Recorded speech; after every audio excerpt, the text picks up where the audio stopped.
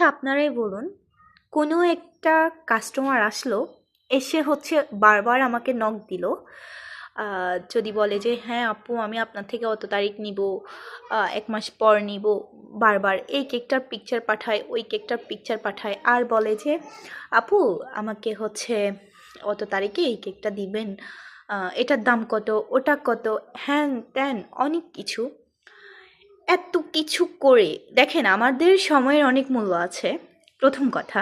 আর অনলাইনে কিন্তু কেউ অত কথা বলে অত টাইম দেয় না, এটা সেকেন্ড কথা।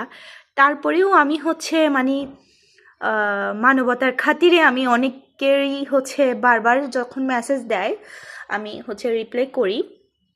বাট যতই ব্যস্ততা থাকুক না কেন, তো আপনি যখন একটা মানুষের পিছনে সময়ের অনেক মূল্য সেটা আমরা বুঝি না। যখন দেখবেন যে আপনি কোনো কিছুতে ব্যস্ত হয়ে গেছেন, তখন বুঝতে পারবেন যে সময়টা যে কিভাবে চলে যাচ্ছে আপনি বুঝতেও পারবেন না। আমাদের জন্য, বিশেষ করে আমার জন্য সময়টার অনেক মূল্য। আমি আমার কাছে যে সময়ের এত মূল্য, আমি সেটা হয়তো বা আপনাদেরকে বুঝাইতে পারবো না। কারণ আমি A to Z আমি নিজেই সব কিছু করি। আমাকে এমন না যে আমার বাহিরে আমার কেউ আছে আমাকে হেল্প করতেছে।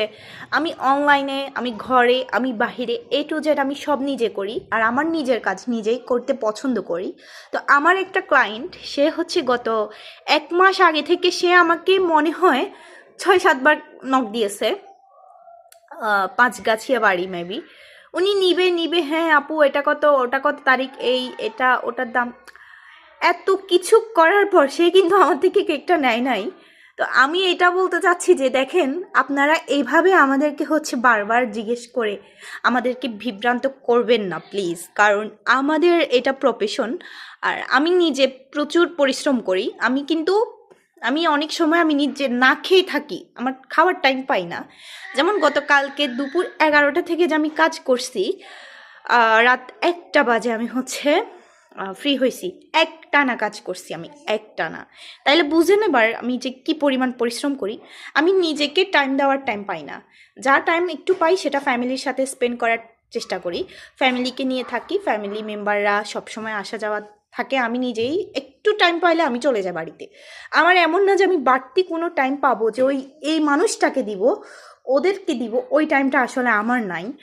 তো এইভাবে আপনারা যারা কেক নিবেন বারবার আমাদের মেসেজ দেন, এরকমটা করবেন না প্লিজ। এগুলা খুবই বিভ্রান্তিকর, এগুলা আমাদের কাছে খুবই বিভ্রান্তিকর। এরকম করে আমাদের সময় নষ্ট করবেন না, বারবার বলে দিচ্ছি। Thank you.